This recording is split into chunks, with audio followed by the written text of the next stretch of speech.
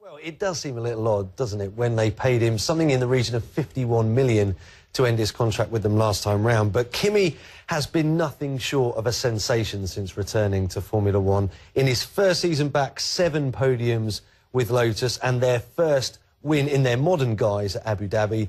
And then he racked up 27 consecutive top 10 finishes, which is a new record. He overtook Michael Schumacher with that. So he is consistency personified. And when you compare him to his teammate Roman Grosjean, I think you really see why Kimi is so special. Yeah, he's come back with a bang. That could please Ferrari fans. Certainly it's pleased the Ferrari bosses if they're hiring him again. But how will Fernando Alonso feel about it? Well, I think Alonso is going to feel a little bit threatened. His feathers will be a bit ruffled, I think, because he's not used to compete for attention within Ferrari. But I think arguably the Ferrari management are wanting him to feel those things. He's been quite critical of the team over the last 2 months, and I think his flirtation with Red Bull over their vacant driver seat was really the last straw for Luca Di Montezemolo, their president.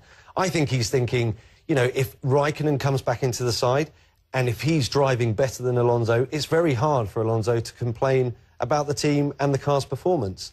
The big challenge for Ferrari now is how do you manage those two egos?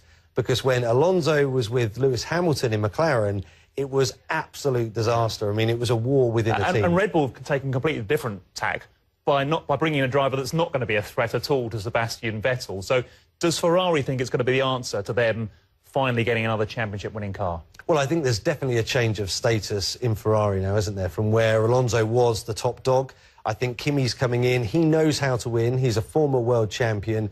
And I think that gives them a new edge.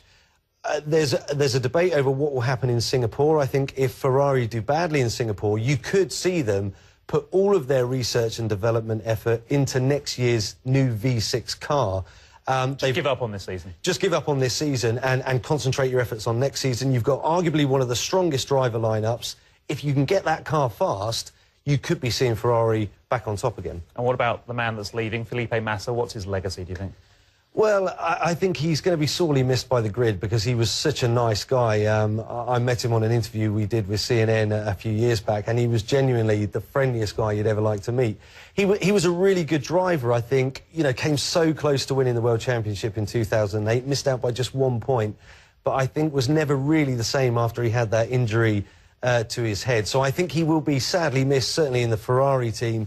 And I think the way he's departed the team and the messages that have come out, Alonso's been tweeting about him very warmly today, I think that's a measure of how much they felt for him.